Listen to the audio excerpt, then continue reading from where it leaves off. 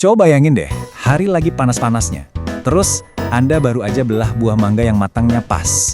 Manis, banyak airnya, nggak ada seratnya. Wah, itu sih definisi musim panas yang sempurna. Kenikmatan sesederhana ini, kita semua pasti tahu rasanya. Tapi, kepikiran nggak sih, apa sebetulnya rahasia di balik buah yang seenak itu? Gimana caranya seorang petani bisa secara konsisten panen mangga yang sempurna kayak gitu? Ternyata, buat para petani, apalagi yang tinggal di daerah panas dan kering, ini tuh bukan pertanyaan sepele.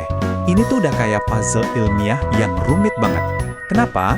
Karena tempat-tempat yang mataharinya paling bagus buat mangga, seringkali justru jadi tempat yang paling kekurangan sumber daya terpenting, yaitu air. Oke, sekarang yuk kita bedah masalahnya. Kita akan lihat sebuah studi dari wilayah xerothermic, atau gampangnya daerah panas dan kering, di Tiongkok Barat Daya, di mana mangga itu jadi tumpuan ekonomi utama. Para petani di sana itu perjuangannya berat banget. Hidup mereka bergantung pada mangga, tapi mereka harus berhadapan sama kekeringan musiman yang parah, curah hujan yang minim, dan seringnya cara bertani yang boros air dan pupuk. Jadi hasil dan kualitas mangga mereka tuh selalu di ujung tanduk. Jelas banget kan, mereka butuh cara yang lebih cerdas. Nah, disinilah sains turun tangan. Para peneliti ini memulai sebuah pencarian yang sistematis.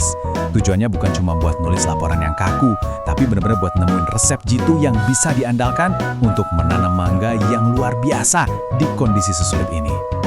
Oke, teknologi utama yang mereka pakai ini keren banget.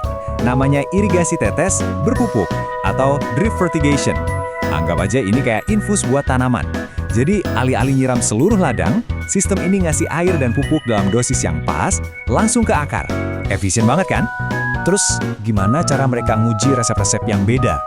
Gampangnya, mereka mengutak-atik dua bahan utama. Pertama, air. Mereka coba irigasi penuh, irigasi defisit ringan, sama defisit parah. Kedua, pupuk. Waktunya diubah-ubah di 3 fase penting. Pas berbunga, pas buahnya membesar, sama pas buahnya matang. Tujuannya? Ya buat lihat kombinasi mana yang ngasih hasil paling. Setelah 2 tahun ngumpulin data, para ilmuwan ini mulai nemuin petunjuk-petunjuk penting. Mereka mulai lihat nih, faktor mana aja yang bener-bener ngasih pengaruh paling besar. Oke, coba kita tebak dulu. Antara jumlah air, waktu ngasih pupuk pas bunga, pas buahnya gede, atau pas matang, menurut Anda, apa satu hal yang paling nentuin jumlah mangga yang dipanen? Jawabannya mungkin kedengarannya jelas ya, tapi datanya nunjukin ini telak banget. Air. Faktor ini jauh lebih dominan dibanding yang lain. Nah, grafik ini ngejelasin semuanya. Coba lihat bedanya. Kalau kekurangan air parah, hasilnya cuma sekitar 7.000 kg per hektar. Tapi cuma dengan beralih ke defisit ringan aja, hasilnya langsung loncat ke lebih dari 12.000. Irigasi penuh emang sedikit lebih tinggi, tapi lonjakan terbesarnya itu dari kondisi kering banget ke kondisi cukup air. Intinya jelas, air itu penentu utama kuantitas panen. Tapi ceritanya nggak sesederhana itu. Di dunia pertanian nyata, apalagi di tempat yang airnya susah, panen sebanyak-banyaknya itu bukan satu-satunya tujuan. Kita juga harus mikirin efisiensi. Nah, ini bagian yang rumitnya. Ini soal keseimbangan. Slide ini nunjukin inti dilemanya. Kalau Anda cuma mau hasil panen paling banyak atau kualitas buah paling bagus, ya udah, resepnya gampang.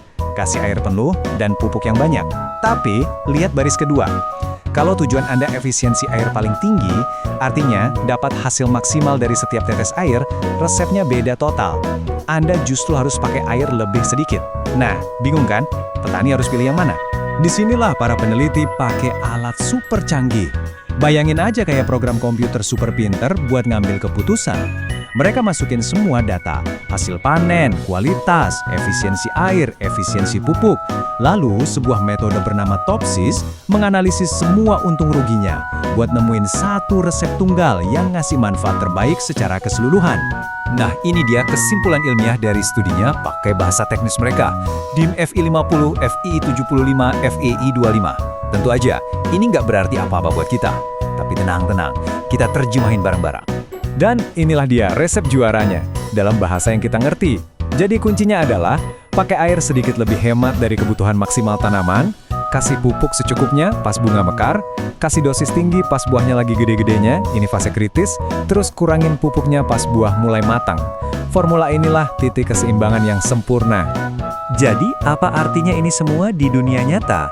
Apa dampaknya penemuan resep yang seimbang ini buat kita semua? Ini dia, angka yang paling penting dari semuanya. Dengan ngikutin resep optimal ini, para petani bisa meningkatkan efisiensi penggunaan air mereka.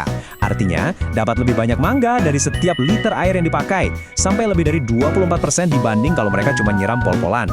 Ini penghematan air yang luar biasa besar, sambil tetap dapat panen dan kualitas yang bagus.